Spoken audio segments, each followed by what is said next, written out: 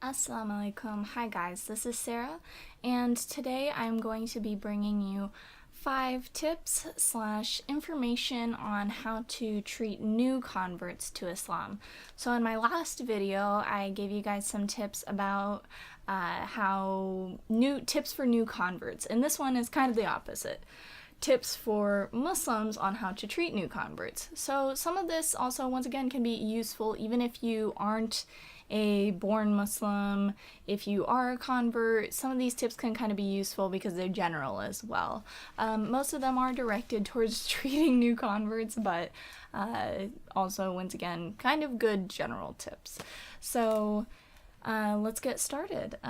So the first thing that I become really frustrated with is when a born Muslim either assumes that I know absolutely nothing about Islam because I'm a convert, or it can be damaging if they assume that you already know everything. So to me, the second one isn't really as much of an issue because I've already been a convert for 6 years, but I often even still now get people who assume that I know absolutely nothing just because I'm a convert. I'm like, well, I've been Muslim for 6 years, so if I know nothing at this point, then that might be a little bit of a problem. You'll get people who say Salaam alaikum and then say, oh, do you know what Salaam alaikum means? Oh, do you know what Allah means? And you're like, yes, I do know, because I kind of researched this religion before I decided to become Muslim, and I should know at least those basic things. If somebody is a brand new baby Muslim, then maybe they don't know, but it's better to just assume that we do know, unless it looks like somebody is severely struggling. Chances are, if we have a question and we feel close enough to you, we're going to ask you about it. So assuming that we know nothing about the topic is kind of insulting and also hurtful, because it's kind of implies that we didn't spend any time to learn about Islam before we became Muslim. Because we usually do spend really long periods researching about Islam. So just remember, we probably do know, especially if it's something very simple, and if we look like we're really struggling, then maybe tell us what you think is important. But just treat us with the same respect that you would anyone else. So also too, kind of on the same note about questions and that kind of thing, if a convert asks you a question about a topic that you do not know the answer to, do not just make up an answer. And I know that people are going, well, duh, I wouldn't make up an answer, but by making up an answer, I don't mean completely inventing something out of nowhere. I mean giving an answer that you don't necessarily know is true, but you think might be true because maybe you heard something before about something, but you're not totally sure. If you're not totally sure of the answer, tell them, I don't know the answer to the question, but I believe that this person would know, or I don't know the answer to that question, but I will find it out for you. That kind of thing. It's important to recognize that you don't always know the answers. I would never assume that I know all of the answers to every question anybody has about Islam. And on the same note, converts are probably, the questions they're going to ask are probably not going to be just useful, like everyday little questions that are easy to answer. They might ask you some very serious questions that you may not know the answer to. That also goes the same for converts in this situation. If somebody asks you a question and you don't know the answer, you do not have to try to give an answer. You can say, I don't know the answer to that, but either I will try to find the answer for that or something to that effect. It's if you are answering a question too, it's not helpful to give an answer from your own perspective and not recognize that there's other interpretations. There's so many interpretations of quite a few topics in Islam that to only say this is the right answer and not recognize that there's other very valid interpretations of that is wrong. Let me kind of give one example. One example is music. So if you were coming from the perspective that you believed that all music was haram, and you gave a convert or anybody asking you the question, really, the answer that all music is haram in Islam, that is your perspective, and there is some interpretations that do believe that. But there's still a large number of interpretations that don't believe that music is haram, or believe that you should or should not listen to music on varying levels. It's misleading and wrong to tell somebody this is the only right answer without acknowledging there are other interpretations. Whenever somebody asks me a question where there are several interpretations, I make sure that I acknowledge that, because it's not fair to that person to say this is the only answer when there's a number of valid Islamic interpretations on that topic. Also, another tip is converts are very isolated in the community, so make sure that you actively include them in your community. So they're new, they don't usually know anybody, and they're nervous because they're afraid of making mistakes. Talk to them whenever you can, invite them to events, invite them to your house for Eid. I mean, that seems, people really forget that, but keep in mind that converts are usually alone on Eid. Unless they're married or have some other really close friends already in the community, they're usually going to be alone on Eid. And I don't know if you really think about that, but that's really depressing, that on major holidays for Muslims, they're completely alone.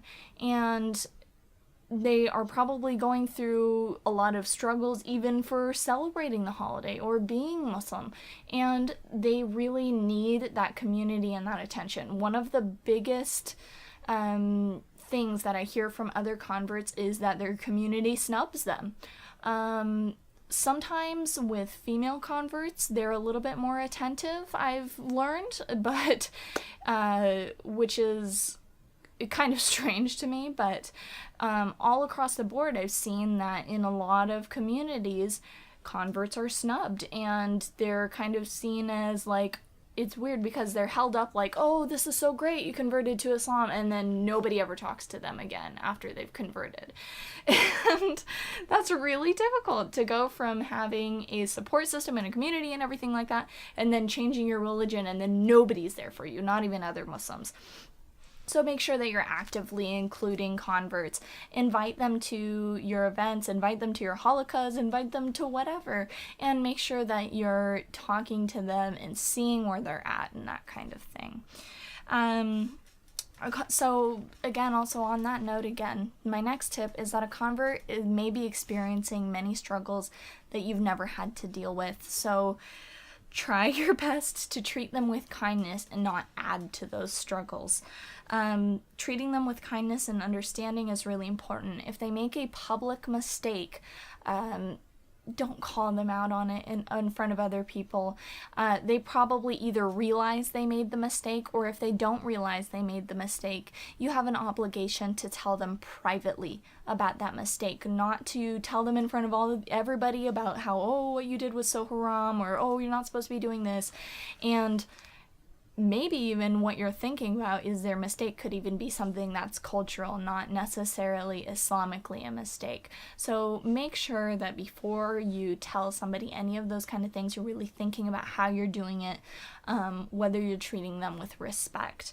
Do not isolate them or speculate about any of their background or their past. Speculate, and I mean gossip when I say speculate. And just don't talk about them. If you're interested in knowing more about them, it's more respectful and the way you should be to talk to them about what their story is. So another thing is my very last tip: stop asking rude, disrespectful, or inappropriate questions to converts. This kind of comes from the fact that a lot of times when people learn that I'm a convert and that I'm married, I get, "So you converted for your husband, right?" That is the most insulting question to me that I have ever been asked by other Muslims, and it kills me every single time I get that question.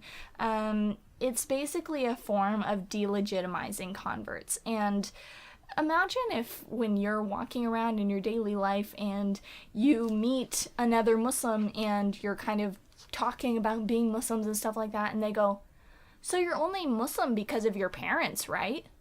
Wouldn't that be so insulting if people constantly assumed that you were only Muslim because your parents forced you to be Muslim, or you were only Muslim in order to impress your parents? That's essentially what you're saying when you ask people, are you only Muslim because you converted for your significant other? That's just one example, but I've been asked a number of other like rude or inappropriate questions by Muslims.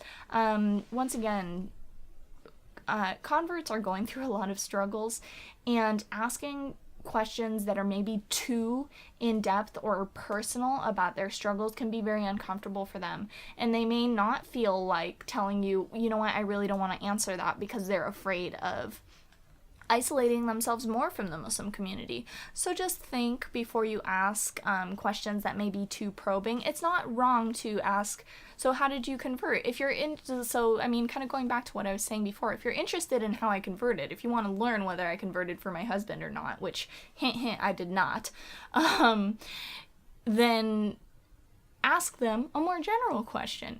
How did you convert to Islam? Chances are, if somebody converted for their significant other, they're going to tell you that in their story. If not, give them an opportunity to tell their story. So questions that are not leading in some way or imply something about the person are not necessarily inappropriate. So just think before you ask or bring up any topics that may be disrespectful.